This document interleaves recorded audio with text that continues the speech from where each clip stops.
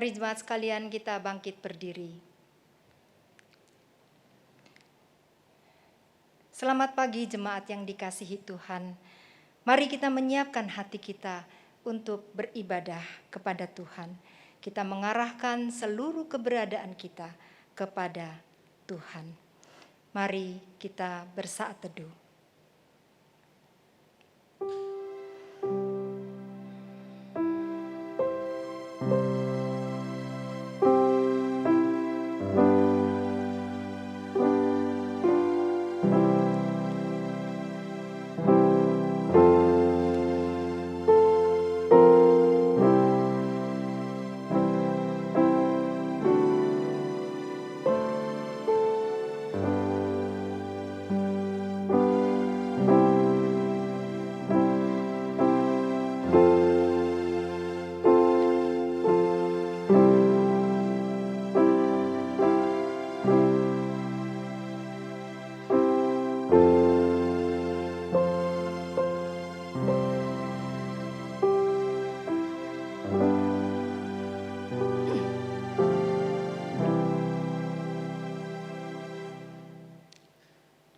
Pertolongan kepada kita adalah dalam nama Tuhan yang menciptakan langit dan bumi.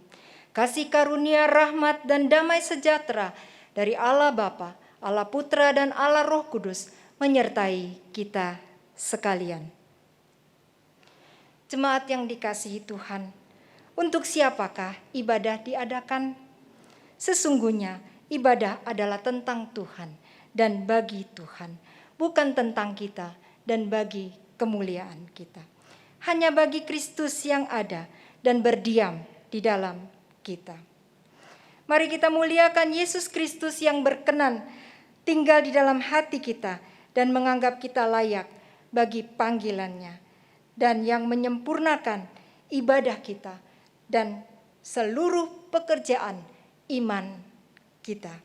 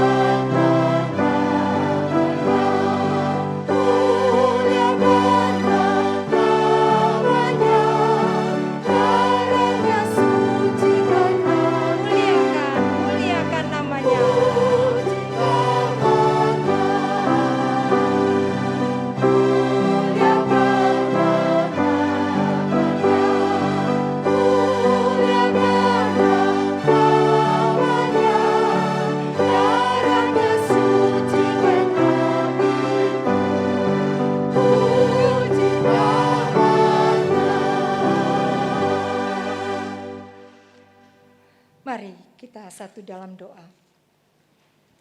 Benar ya Tuhan, ibadah yang kami adakan, ibadah yang kami ikuti bukanlah tentang kami, tapi tentang Engkau ya Tuhan.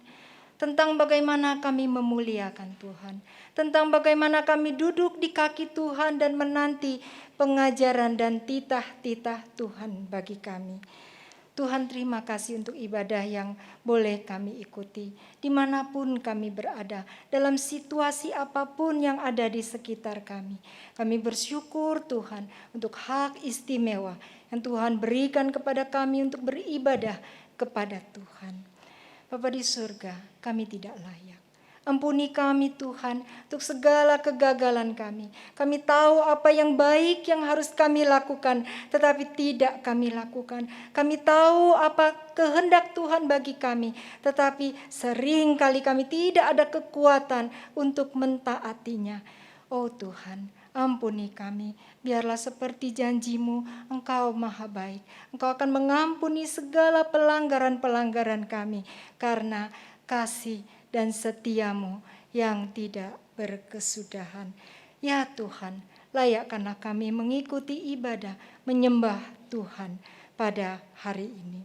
Hadirlah di tengah-tengah kami, nikmatilah pujian kami dan ibadah kami. Demi nama Tuhan Yesus kami berdoa. Amin. Berita anugerah.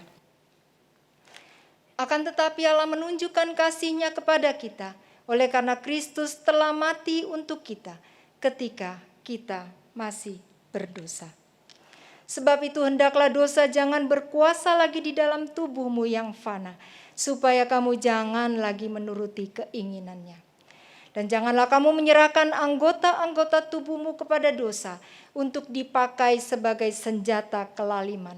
Tetapi serahkanlah dirimu kepada Allah sebagai orang-orang yang dahulu mati, tetapi yang sekarang hidup.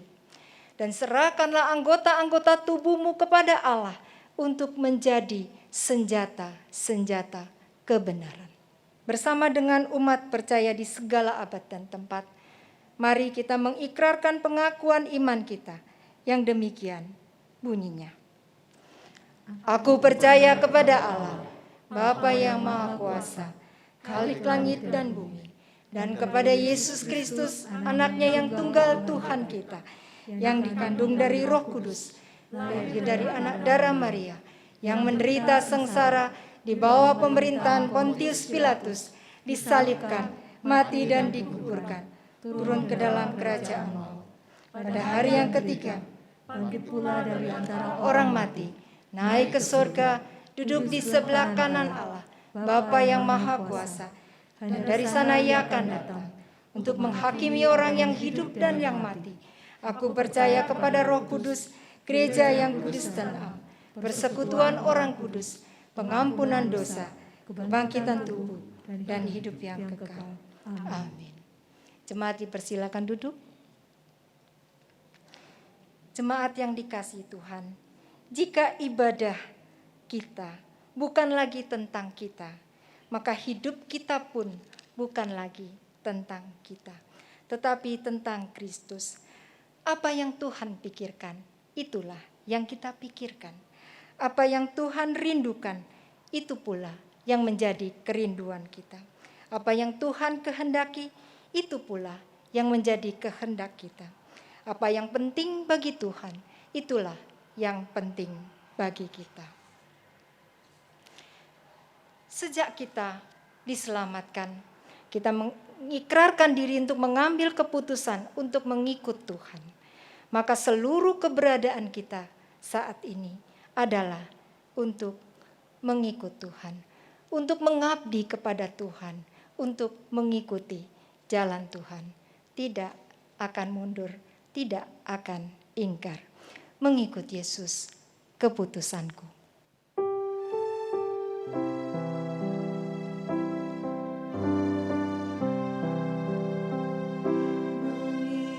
Keputusanku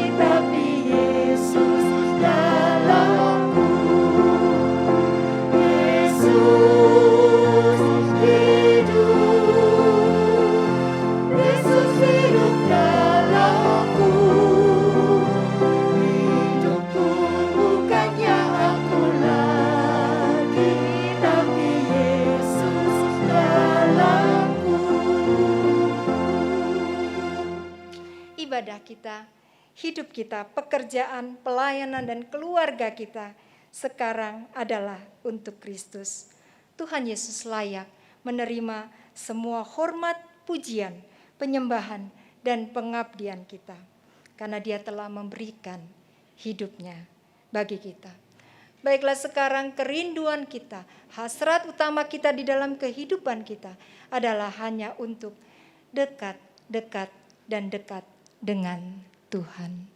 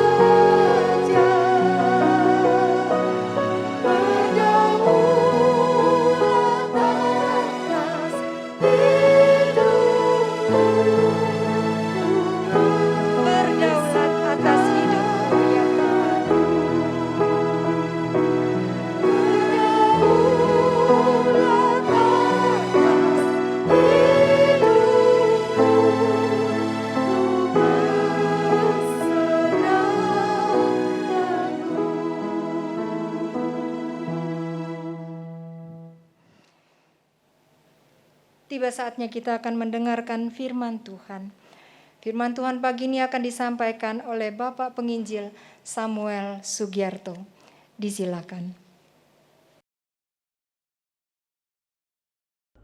Mari Bapak Ibu dan rekan-rekanku sekalian, kita boleh bersama-sama tundukkan kepala sebelum kita membaca dan merenungkan firman Tuhan. Bapa di surga, terima kasih untuk waktu yang sekali lagi Tuhan berikan bagi setiap kami untuk boleh diingatkan akan kasih Tuhan, sehingga kami boleh datang di dalam segala pujian sembah kami kepada Engkau. Dan saat ini kami juga telah menyiapkan hati dan pikiran kami untuk sekali lagi belajar mengenal Engkau lebih dan lebih lagi. Sehingga sungguh ya Tuhan, hidup kami boleh semakin ditakjubkan akan besarnya kasih dan anugerah-Mu. Sehingga kami boleh ditolong dan diajar untuk mengasihi Engkau lebih dan lebih lagi. Sehingga hidup kami persembahkan sekali lagi ke dalam tangan pengasihan-Mu. Berkati hamba-Mu yang lemah dan terbatas, pakailah untuk menjadi saluran berkat-Mu ya Tuhan, di dalam menyatakan segala kebenaran akan firman-Mu ini. Berbicaralah kepada setiap kami telah siap mendengar. Di dalam nama Yesus Kristus Tuhan dan Juru Selamat kami berdoa, kami berserah diri. Amin. Mari Bapak Ibu dan rekan-rekan sekalian, saat ini kita mau membuka Alkitab kita yang terambil dari surat Galatia. Surat Galatia pasal yang kedua ayat 19 hingga ayat yang ke-20. Saya mengundang setiap kita boleh memperhatikan baik Alkitab cetak yang kita gunakan ataupun Alkitab elektronik. Galatia 2, 19 sampai yang ke-20. Saya akan bacakan bagi setiap kita, demikianlah bunyi firman Tuhan. Sebab aku telah mati oleh hukum Taurat untuk hukum Taurat, supaya aku hidup untuk Allah. Aku telah disalibkan dengan Kristus, namun aku hidup. Tetapi bukan lagi aku sendiri yang hidup, melainkan Kristus yang hidup di dalam aku. Dan hidupku yang kuhidupi sekarang di dalam daging adalah hidup oleh iman dalam Anak Allah yang telah mengasihi aku dan menyerahkan dirinya untuk aku. Demikian jauh firman Tuhan dibacakan bagi setiap kita. Bapak Ibu dan rekan-rekan sekalian, saat ini kita hidup di sebuah zaman yang suka dengan sebuah istilah, yaitu cukup baik. Banyak orang menilai bahwa dirinya sebagai kelompok orang yang cukup baik. Mungkin kita juga adalah bagian di dalamnya. Kenapa dikatakan orang suka dengan menilai atau memandang diri sebagai orang yang cukup baik? Karena di satu sisi, banyak orang, termasuk kita, menyadari kita bukan orang yang sempurna. Masih ada kekurangan, masih ada kelemahan, masih ada keterbatasan. Kita masih bisa berbuat salah, masih menyakiti hati orang lain, masih seringkali melanggar aturan-aturan tertentu. Sehingga ketika kita mau berkata bahwa saya orang baik, ada suara di dalam hati nurani kita yang berkata, masa sih kamu yakin seperti itu?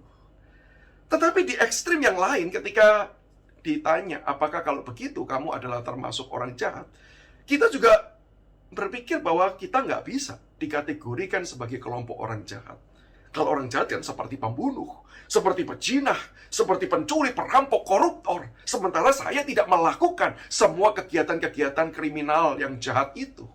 Sehingga disitulah kita merasa bahwa, oke dah, saya merasa diri saya cukup baik. Tetapi ada satu ciri lagi, kenapa banyak orang juga merasa senang menilai diri cukup baik, yaitu bukan karena kita tidak terlibat di dalam tindakan-tindakan kriminal yang jahat tersebut. Bahkan saya yakin dan percaya orang-orang yang terlibat tersebut masih bisa berkata dirinya adalah orang yang cukup baik, walaupun mereka terlibat. Kenapa mereka bisa berkata demikian? Satu alasannya, karena tidak ketahuan. Kalau itu sudah tertangkap basah, diketahui publik, maka pada waktu itu orang tersebut baru dikategorikan sebagai seorang yang berdosa, sebagai orang yang jahat, sebagai seorang kriminal. Tetapi sementara hal tersebut, dosa tersebut belum ketahuan, bukankah orang-orang tersebut masih bisa juga berkata, ya aku cukup baik kok. Apalagi orang-orang tersebut atau orang-orang tertentu akan menutupi semua kesalahan dosa-dosa tersebut dengan topeng-topeng rohani. Sehingga mereka masih bisa berkata, ya walaupun aku melakukan ini, tapi toh aku juga mengerjakan hal-hal yang baik, melakukan pekerjaan-pekerjaan yang baik, melakukan amal ibadah dan lain sebagainya. Sehingga orang-orang pada umumnya, bahkan mungkin termasuk kita, akan berkata, saya orang yang cukup baik. Bapak Ibu dan rekan-rekanku, saya yakin dan percaya semangat seperti itulah yang juga dirasakan atau sedang terjangkit di tengah-tengah jemaat yang ada di Galatia. Jemaat Galatia adalah jemaat yang kalau boleh ditanya dengan jujur, kamu orang baik. Mereka akan berkata, well, ya, nggak sepenuhnya, walaupun berjuanglah berjuang. Kami akan terus berjuang. Kalau tanya, berarti kamu orang jahat? Oh, enggak juga. Kalau tanya, kenapa? Kamu berkata bukan sampai orang baik, meskipun sedang berjuang, tapi juga bukan orang jahat, sehingga bisa dikategorikan sebagai orang yang cukup baik. Alasannya, yaitu karena saya sudah mencoba hidup berdasarkan hukum-hukum Taurat. Dan itulah yang kemudian menjadi sebuah isu yang diangkat oleh Paulus di dalam suratnya ini. Ada begitu banyak orang yang meninggalkan Injil dan kemudian kembali hidup di dalam hukum Taurat, mencoba mengerjakan, melakukan semua tata, cara, aturan, segala sesuatunya. Supaya apa? Supaya mereka bisa merasa bahwa aku sudah mengerjakan. Berarti kalau aku sudah mengerjakan, aku ini termasuk orang yang baik. Salah satu isu yang juga muncul di Galatia pasal yang kedua, yaitu terkait dengan orang-orang Yahudi yang merasa dirinya lebih baik daripada orang-orang non-Yahudi. Sehingga kalau kita baca di bagian sebelumnya, di situ Petrus yang sempat makan bersama dengan orang-orang non-Yahudi. Ketika ada kelompok Yahudi datang, Petrus merasa gelisah. Dan kemudian dia memisahkan diri dan bergabung dengan kelompok orang-orang Yahudi. Karena apa? Karena orang-orang Yahudi merasa dirinya lebih baik. Merasa dirinya lebih oke. Karena apa? Karena mereka hidup sebagai penerima Taurat Tuhan. Mereka bukan cuma sekedar melakukannya, tetapi mereka adalah penerima. Dan bukan cuma sekedar menerima, mereka mencoba melakukan dengan ketat semua hal-hal tersebut. Dan satu ciri lagi, orang-orang di Galatia adalah orang-orang yang pada akhirnya juga meninggalkan Injil. Sebagaimana yang ditegur oleh Paulus di dalam surat Galatia ini. Kenapa mereka meninggalkan Injil? Jawabannya adalah karena Injil itu memberikan kabar buruk buat mereka. Memberikan kabar buruk karena apa? Injil memberitahu bahwa tidak ada kebaikan manusia yang benar-benar baik di mata Allah.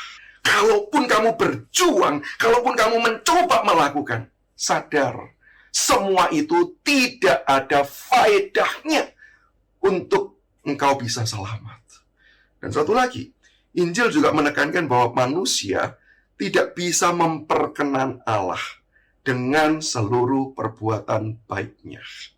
Kalau yang pertama tadi berbicara bahwa tidak ada perbuatan baik yang sanggup untuk menyelamatkan.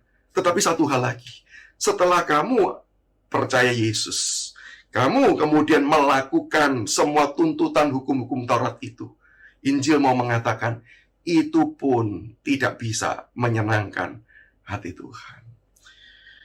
Nah, heran mendengar kabar yang seperti ini. Kita bisa mengetahui, sangat masuk akal jemaat Galatia bisa meninggalkan Injil yang sudah diberitakan, yang sudah ditegaskan oleh Rasul Paulus. Supaya apa? Supaya bisa merasa diri cukup baik. Bukankah itu yang juga terjadi di dalam kehidupan setiap kita, Bapak, Ibu, dan rekan-rekan sekalian? Salah satu alasan yang coba saya teliti, baik di dalam kehidupan saya pribadi ataupun di dalam kehidupan para mahasiswa yang saya layani.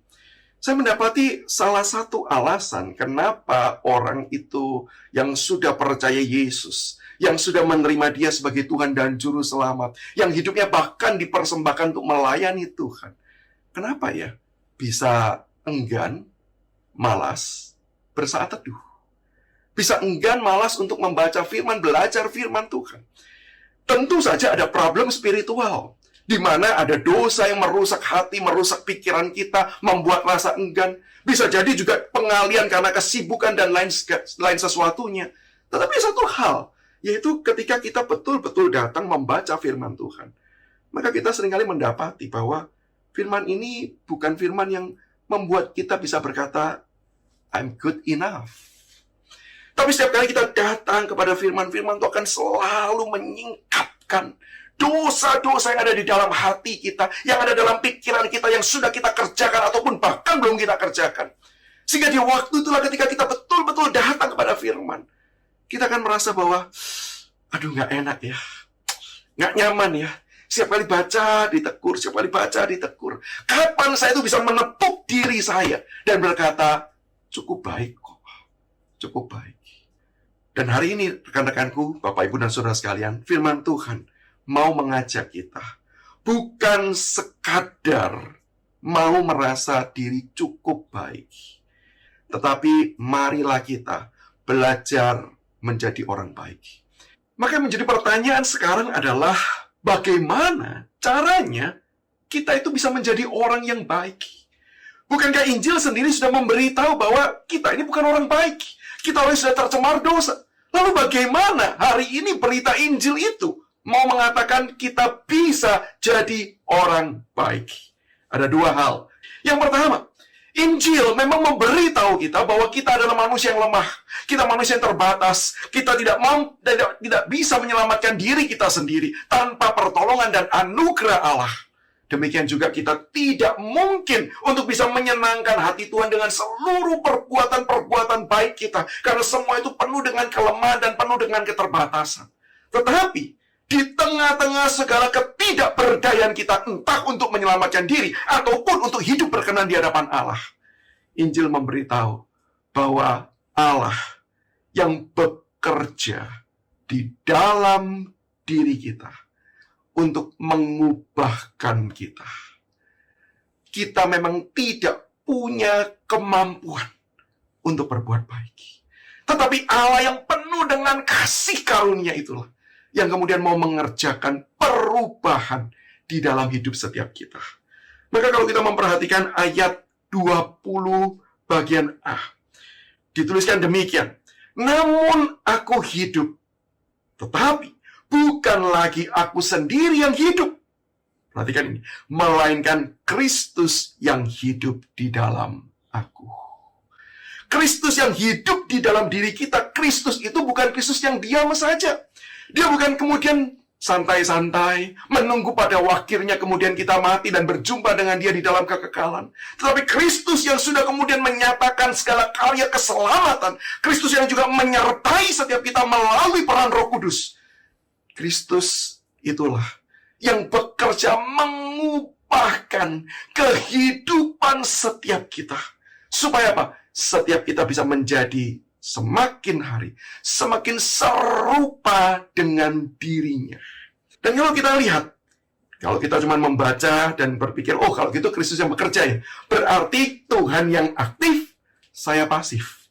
Kalau kita kembali perhatikan, di sini dikatakan bahwa aku hidup, tetapi bukan aku sendiri yang hidup, melainkan juga Kristus. Sehingga di dalam hal ini kita melihat Kristus bekerja, dia hidup dan dia bekerja. Maka demikian juga Paulus berkata, aku hidup, aku pun juga melakukan pekerjaan. Ini bukan berbicara tentang karya keselamatan, di mana tanpa usaha manusia Allah menyelamatkan.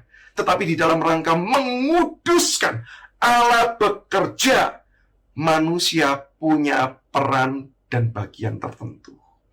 Kalau ditanya apa peran Allah, apa peran manusia, saya ingin mengajak kita melihat setidaknya ada 3 hal.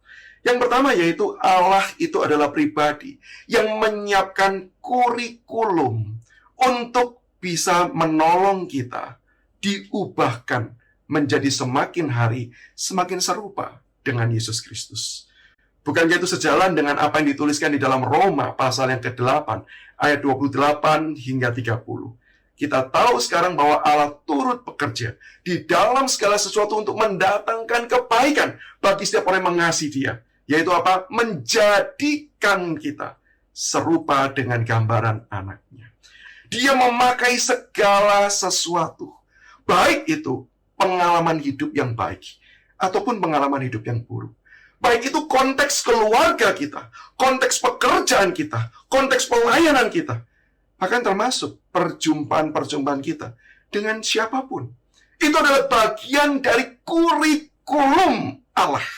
Untuk apa? Untuk mengubahkan hidup setiap kita.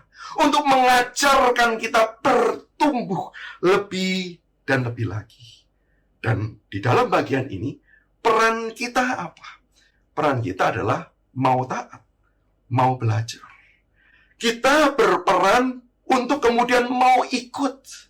Di tengah-tengah Allah sudah menyiapkan segala sesuatu, menolong kita untuk bisa bertumbuh. Maka yang perlu kita kerjakan adalah kita mau belajar mencari tahu apa sih yang harusnya saya pelajari dari peristiwa ini. Tetapi bukan cuma itu. Kita melihat bahwa kita mencoba, kita berjuang. Tapi kita harus sadar, sebagaimana Injil memberitahu, kita ini tetap lemah. Kita memang sudah diselamatkan, tetapi kita tidak langsung diubahkan secara otomatis. Maka ada kelemahan-kelemahan, ada keterbatasan-keterbatasan.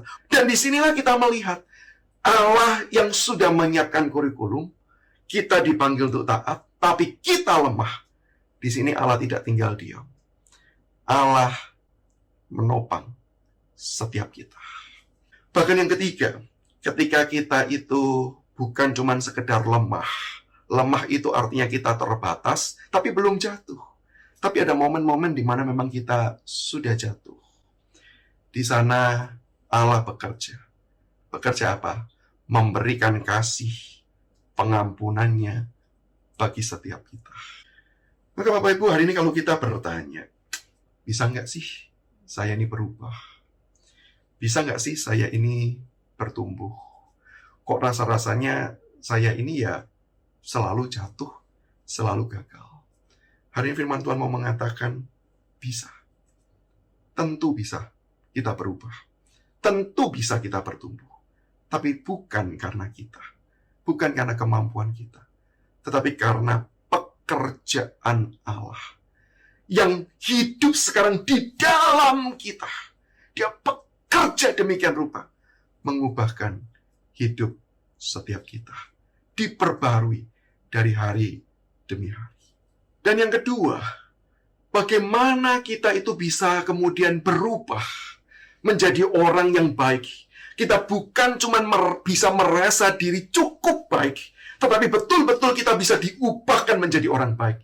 Yaitu pekerjaan Tuhan yang menolong kita bukan cuma sekedar beraksi, tetapi mengerjakannya berdasarkan kasih.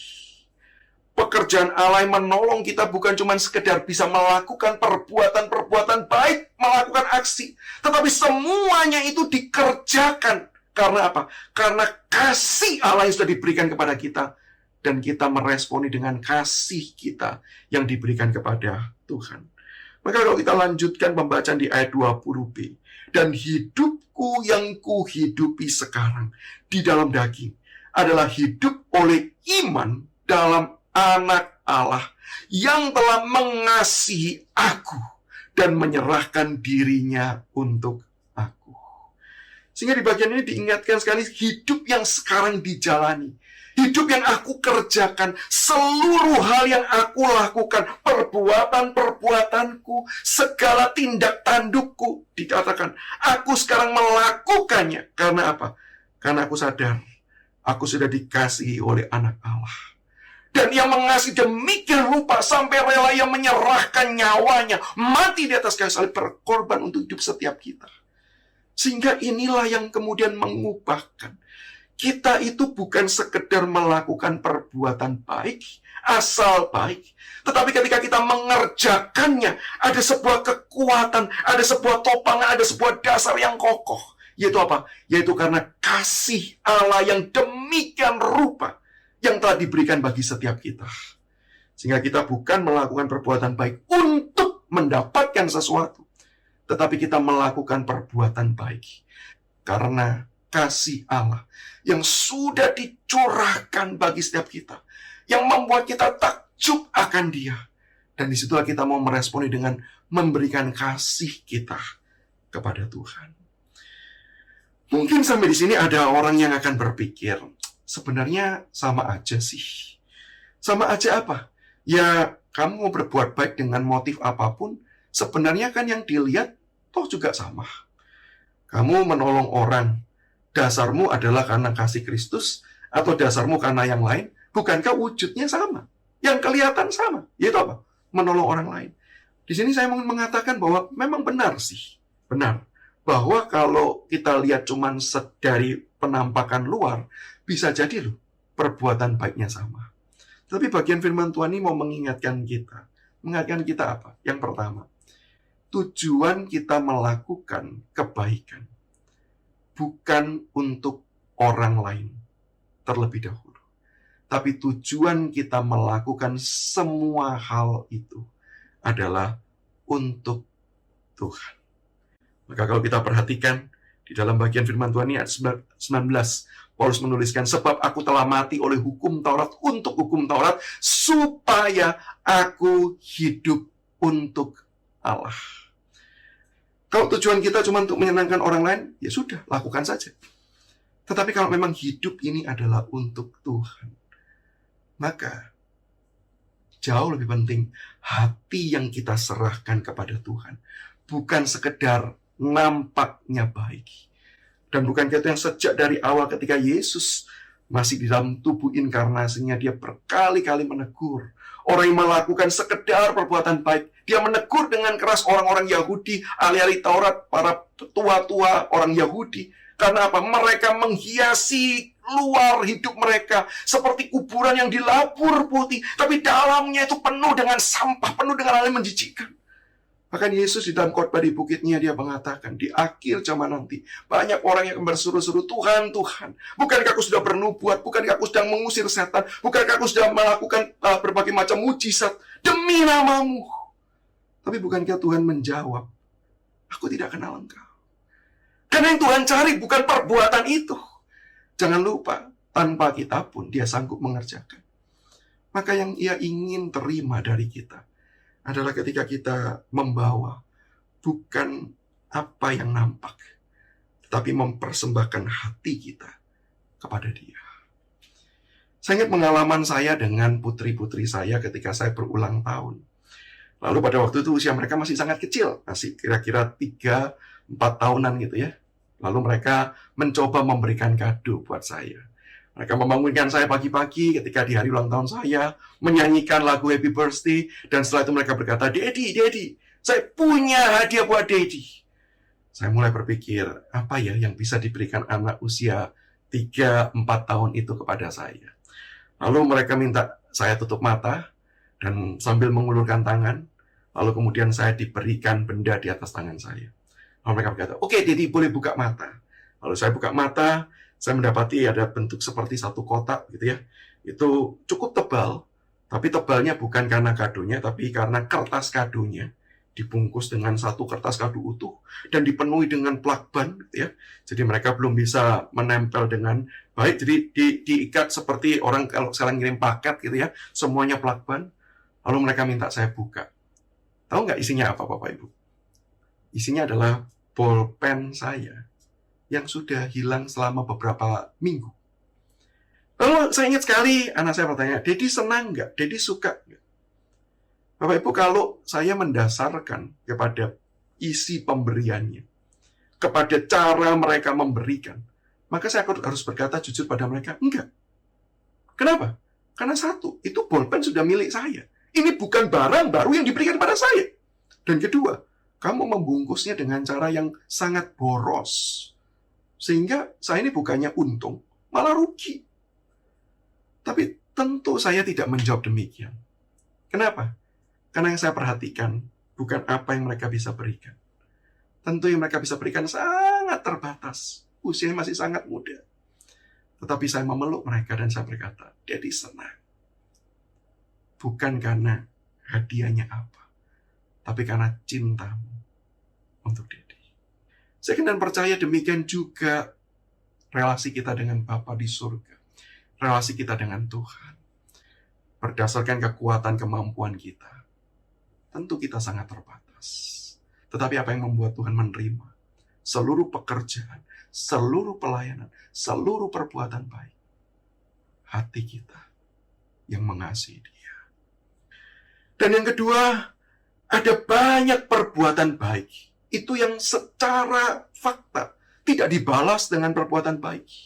Sehingga ketika perbuatan baik itu sudah kita kerjakan lalu dibalas dengan perbuatan jahat, Maka kalau kita tidak punya dasar kasih, yang terjadi apa? Give up.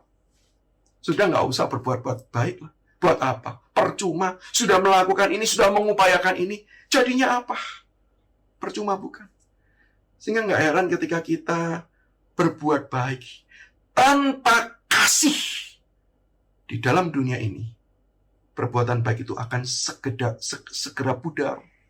Karena apa? Kejahatan, pembalasan yang buruk, itulah yang akan kita terima. Tetapi ketika kita betul-betul sudah dipuaskan oleh kasih Tuhan, ketika hidup kita itu sudah diliputi oleh kasih-Nya, dan kasih itulah yang kita ingin wujudkan, ingin keluarkan melalui perbuatan baik, maka di situ tidak peduli apa yang menjadi respon orang. Tidak peduli apa menjadi balasan orang terhadap perbuatan kita. Kita tetap akan memberikan kasih. Karena kasih Kristus yang sudah terlebih dahulu diberikan dalam kehidupan setiap kita.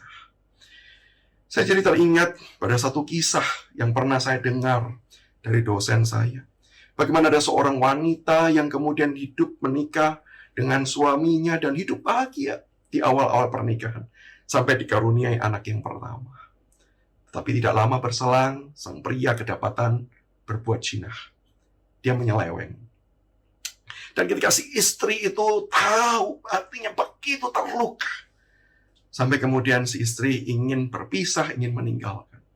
Tapi sang suami kemudian datang dan berkata, tolong maafkan aku, tolong maafkan aku. Aku berjanji aku tidak melakukannya.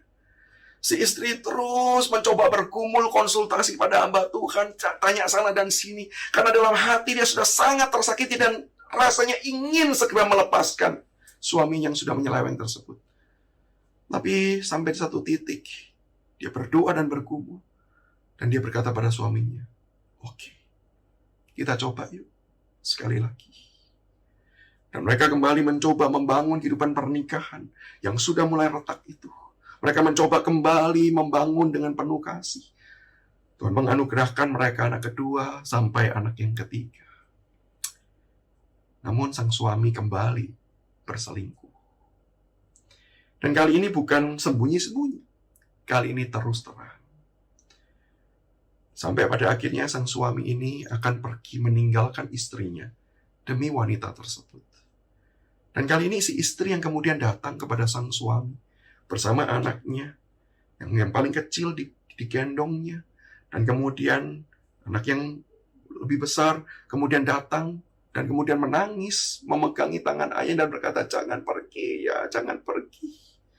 Si istri pegang suami berkata, ayo kita coba lagi, kita pernah melewatinya, ayo. Tapi kali ini suaminya justru menghempaskan tangan istri dan anak dan pergi dengan wanita lain tersebut. Hatinya hancur, hatinya sakit. Tapi ya hidup harus berjalan. Mereka mencoba membangun kembali kehidupan rumah tangganya tanpa kehadiran sang ayah. Sampai kira-kira belasan tahun kemudian, satu kali pintu rumah mereka diketuk. Dua orang berdiri, laki-laki berbadan besar, tanya, betul ini rumah ibu ini? Sang anak yang sudah beranjak memuda itu menjawab, betul, itu mama saya, ini rumah mama saya. Buat apa cari?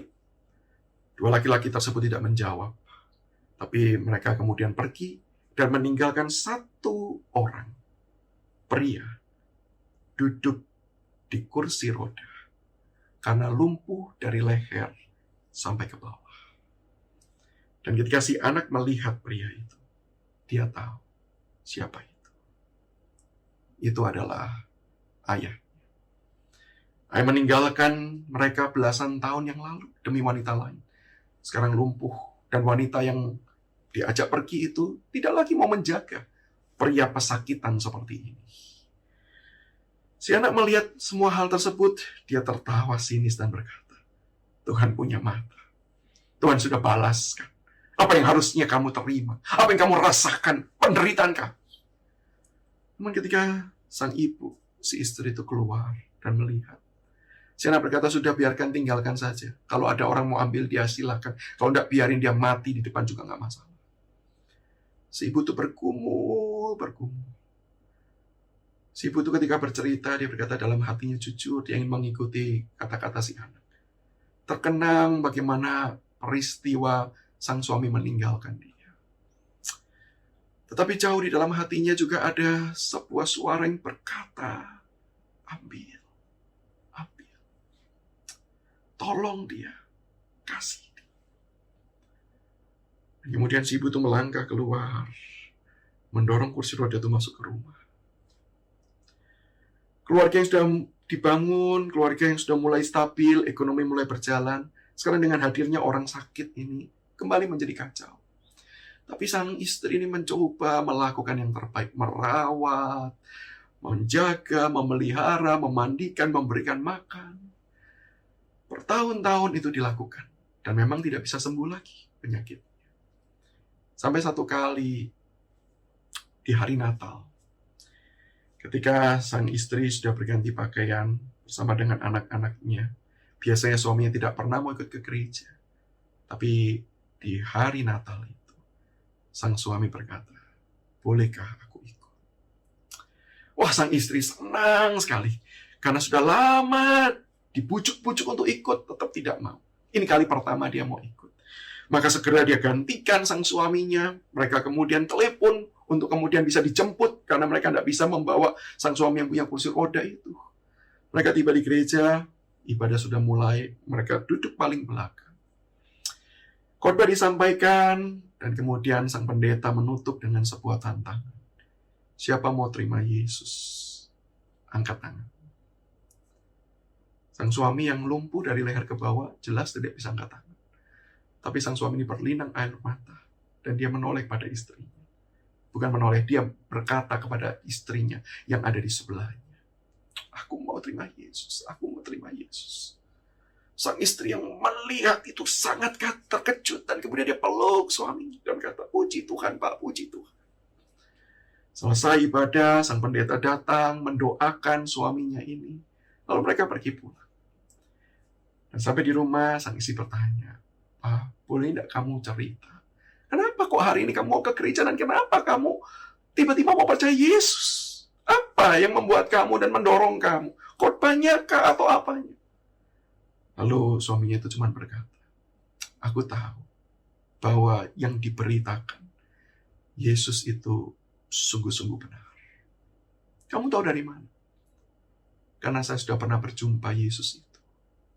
Sang istri bingung, kapan kamu ketemu Yesus? Kenapa kamu tidak pernah panggil saya? Kenapa kamu tidak pernah beritahu saya?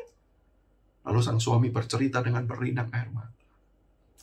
Bukankah tadi pendeta itu berkata, Natal adalah cerita tentang Allah yang keluar dari surga. Keluar dan memungut sampah-sampah yang tidak berharga. Dan bukankah beberapa tahun yang lalu, ketika aku dipulangkan kembali, engkau keluar dan memungut aku yang adalah sampah. Sehingga aku tahu dengan benar bahwa cerita Yesus, kisah Yesus, kasihnya itu sungguh-sungguh nyata.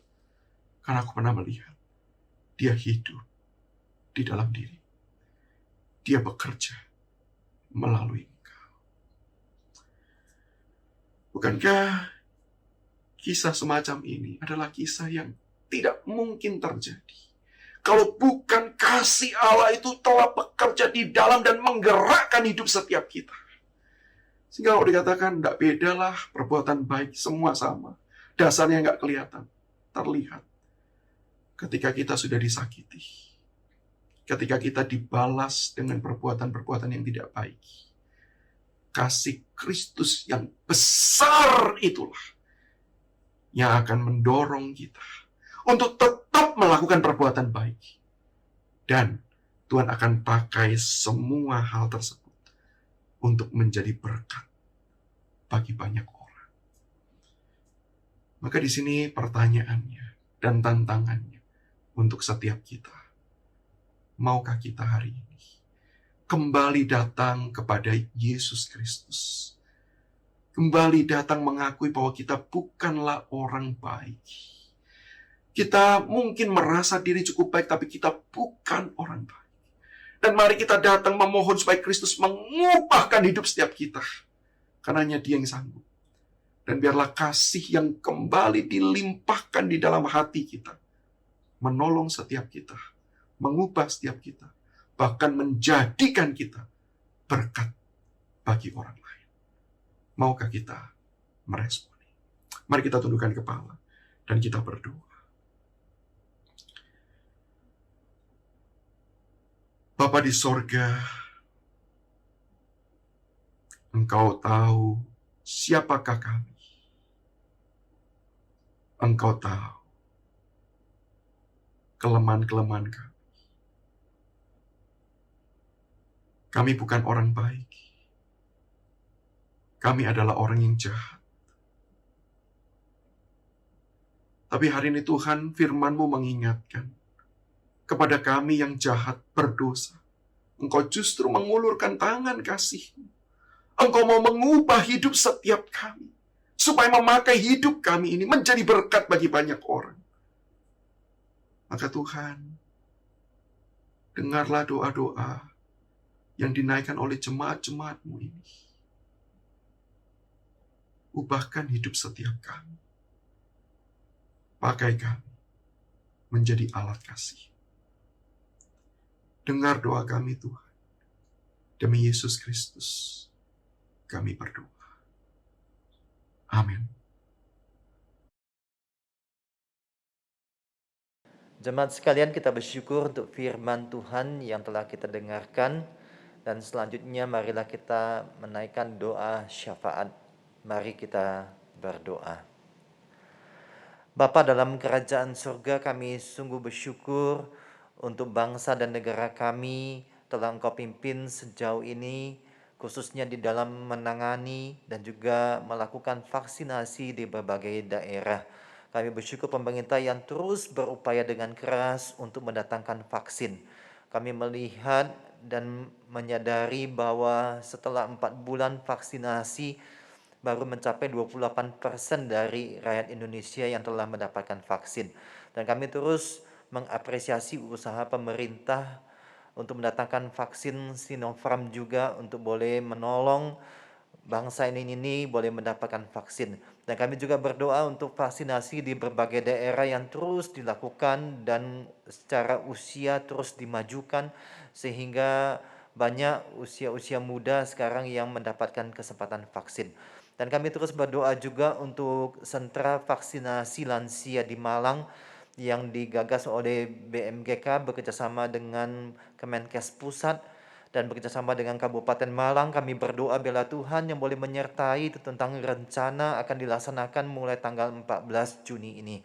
Kami mohon biarlah Tuhan boleh terus memberikan hikmat pimpinan kepada semua pihak yang terlibat sehingga vaksinasi ini bisa berjalan dengan baik dan dengan lancar. Terima kasih ya Tuhan. Kami terus berdoa juga bagi jemaat kami, jemaat Gereja Kristen Kalam Kudus Malang. Kami tahu bahwa menghadapi situasi sekarang ini banyak pergumulan yang dialami, entah itu pergumulan keluarga maupun pergumulan kesehatan. Mohon Tuhan boleh memberikan anugerah kekuatan serta penghiburan bagi jemaat-jemaat yang terus berjuang di dalam pemulihan kesehatan. Kami berdoa terus bagi jemaat yang menjalani kemoterapi. Kami juga berdoa bagi jemaat yang mengalami cuci darah dan juga jemaat yang berjuang untuk sembuh dari berbagai penyakit kritis lainnya. Biarlah Tuhan yang terus memberikan kekuatan. Kami juga berdoa bagi jemaat-jemaat yang mengalami pergumulan di dalam lapangan pekerjaan. Biarlah Tuhan yang boleh terus memberikan kekuatan hikmat menghadapi berbagai situasi yang ada. Kami juga berdoa bagi seluruh program yang terus dilaksanakan melalui gereja ini supaya dapat menolong jemaat, menolong berbagai dalam menghadapi berbagai pergumulan yang ada dalam mencari lapangan pekerjaan, juga di dalam pergumulan-pergumulan dalam studi. Biarlah Tuhan juga yang terus menolong dan memberkati. Terima kasih Tuhan. Terima kasih. Kami serahkan semua doa-doa kami ini dan juga termasuk doa persembahan. Melalui persembahan yang akan kami berikan ini juga boleh menjadi ungkapan syukur kami karena Tuhan yang telah menyertai kami sampai saat ini. Terpujilah nama-Mu Tuhan, dalam nama Tuhan Yesus kami berdoa dan mengucap syukur. Amin. Shalom jemaat sekalian, kita bersyukur untuk firman Tuhan, untuk ibadah yang kita jalani sampai saat ini. Terima kasih kepada Bapak Penginjil Samuel Sugiarto yang telah menyampaikan firman Tuhan. Dan juga terima kasih kepada segenap para pelayan Tuhan yang setia melayani sampai saat ini. Dan selanjutnya persembahan dapat Bapak Ibu berikan melalui transfer pada rekening gereja atau scan QR code yang ada di layar. Kiranya persembahan ini terus mengingatkan kita bahwa ada pemeliharaan Tuhan bagi hidup kita, bagi hidup keluarga kita.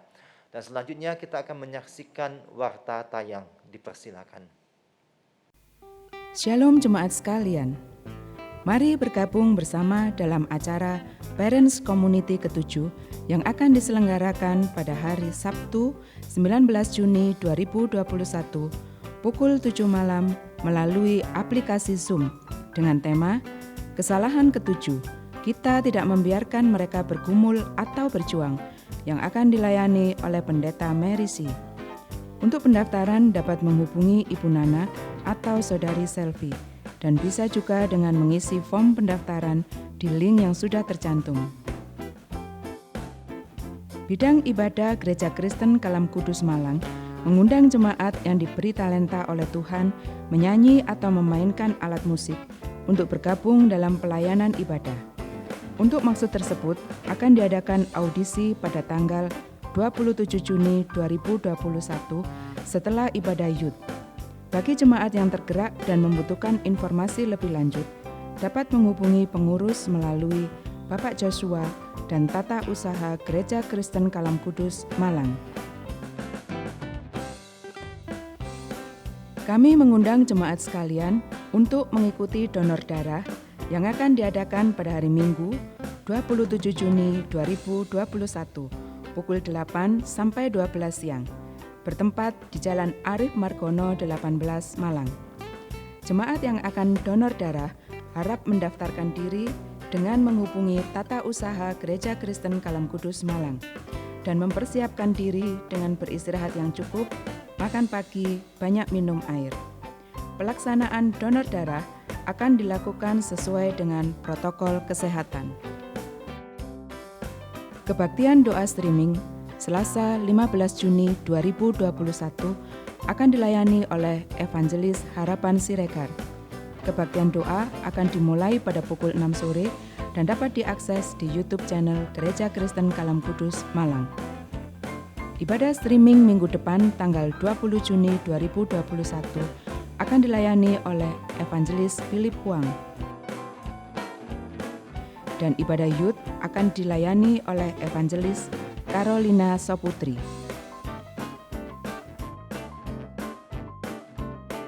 Ibadah streaming dapat diakses di YouTube channel Gereja Kristen Kalam Kudus Malang dan ibadah umum yang pertama ditayangkan di Malang TV pada pukul 6 pagi.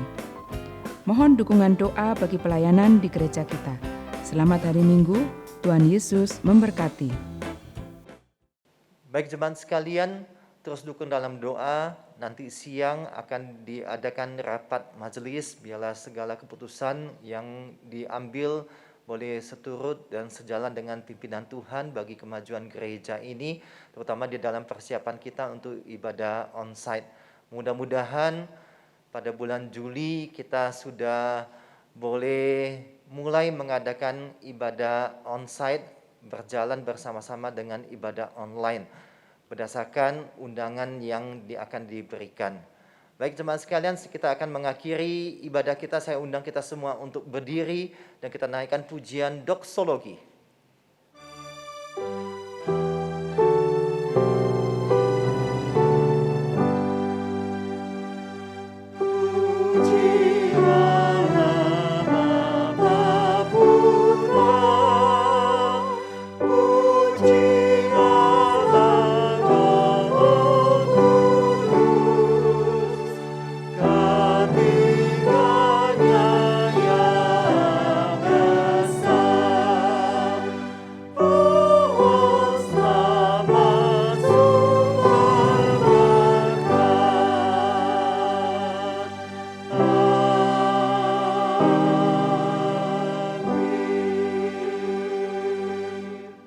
Jemaat yang dikasihi oleh Tuhan dan yang mengasihi Tuhan, arahkanlah mata hati dan pikiran kita kepada Tuhan dan terimalah berkat dari Tuhan.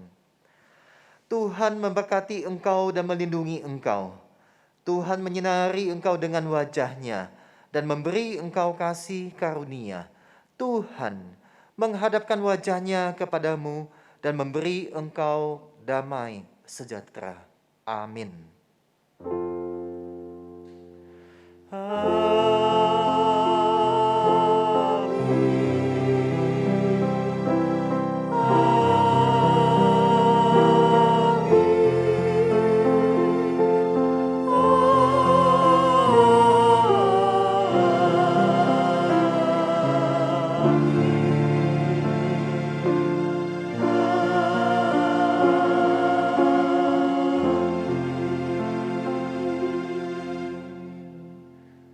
Ibadah kita selesai, silahkan mengambil saat teduh. Tuhan Yesus memberkati kita semua. Amin.